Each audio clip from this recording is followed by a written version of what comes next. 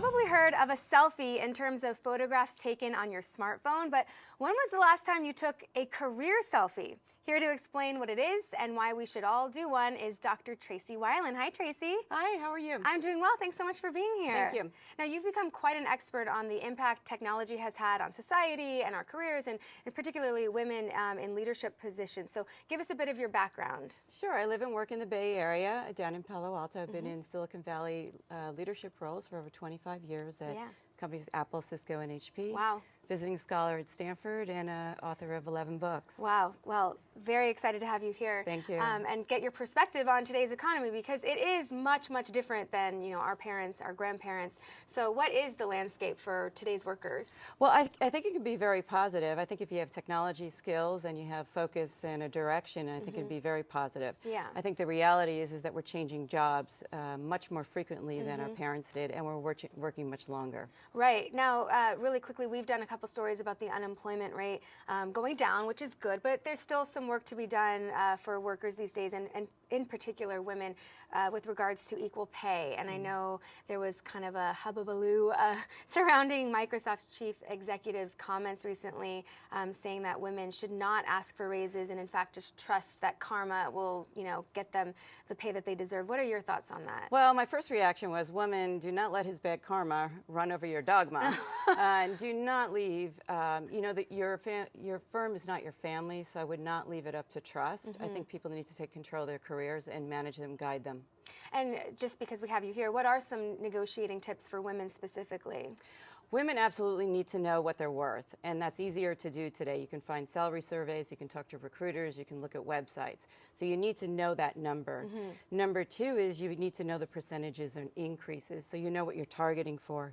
And number three is know if you're underpaid and position that as a dialogue or a leveling conversation. And I like to level my pay with my peers because you've done your research and you know that. Do your homework and don't be afraid to approach someone. Absolutely.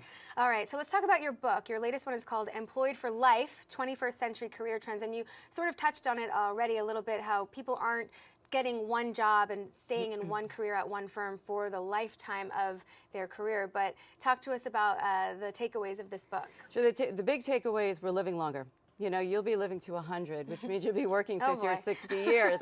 Yeah, and your parents probably positioned you or help you think about working for 20 or 30 years. So if you're working for 50, 60 years, you're going to have a lot more stops. You're going to have to do a lot more planning.